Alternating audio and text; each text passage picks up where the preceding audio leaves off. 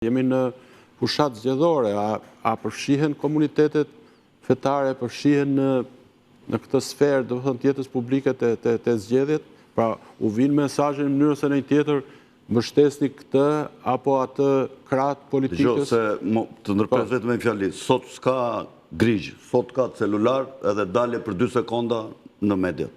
Më kupton? Prandaj sot duhet shumë kujdesi madh në daljet.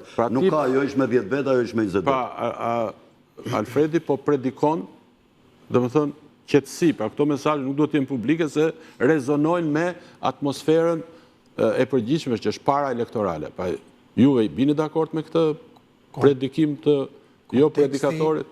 Konteksti ishte i përgjithshëm. Prandaj ju thashë, në qoftë se do të kishte filluar të përdorte emra e para. Ato të emrat, atë emrat pastaj do ishte dumani vetë. Prandaj po them se ndryshon pak duke bërë. Jo, për të dhënë një opsion tjetër në atë që tha që ky në predikimin e vetë kleriku zvendësoi institucionet e shtetit. Në fakt, e para njerë shmangu emrat. Një. E dyta. Që unë besoj që është shumë e rëndësishme, nuk la të nënkuptoj. Pra, po ta marrim të analizim. Me i qartë se ishte, ju referu Burgut.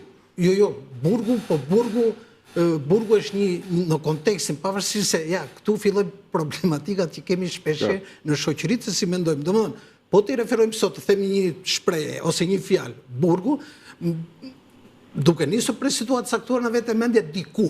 Në fakt, problemi është i ne që e dëgjojmë se sa është e ati që po ligjeron. Këtu po të diskutojmë. Pra, në këtë rast, problemi është tek dëgjuesit se sa te ligjëruesi. Ligjëruesi është i qartë në mendjen e vet. Këtë pjesë e shpjegoj, po pyetja ime është shumë e drejtë për drejtë.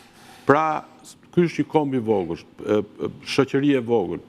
Në rast të fushatave zgjedhore, ka përpjekje të udhëheqësve politik për të ndikuar nëpërmjet udhëheqësve, apo linja vjen nga sipër, rezonimin apo sintonizimin me një krah politik apo me një krah tjetër. Ka apo s'ka? Kjo është pyetje, nëse mund të përgjigjeni shkurt për këtë gjë. Unë mendoj, të paktën çfarë di në kishë redoksi, që nuk ka shenja që të jetë kjo. Tentativa bëhen nga ana politike. Gjithmonë do bëhen tentativa. Por nuk ka, dhe aq më tepër po s'ka as dhe qëndrime, as të drejt për drejt, as të nënkuptuara nga udhëheqësit fetare. Që mendoj që ne nuk kemi as qëndrime të drejt për drejt, as qëndrime të nënkuptuara. Na tregojnë qartë që nuk ndodh. Aman, pjesë politike tenton gjithmonë që ta bëjë atë dhe kërkon forma nga më të ndryshme. Ne për shembull, kemi një rast në vjeta, para 2-3 vjetësh, u ndanë legalizimet e objekteve fetare, kishave, xhamive, teqeve. Dhe ndodhi që ishte diku në një periudhë para se të ndodhin zgjedhjet. Dhe shpesh e morën në këtë ide që kjo po ndodh sepse është fushat. Jo, ishte një proces që erdhi në një kohë të caktuar dhe unë jam i sigurt që nuk ndikoi. Dhe në diskutim që kishim brenda komiteteve fetare. Falërsi në ato filmat, çdo rast si me persona ngjarje reale është tërësisht e rastit. Çu thoni, është e rastit.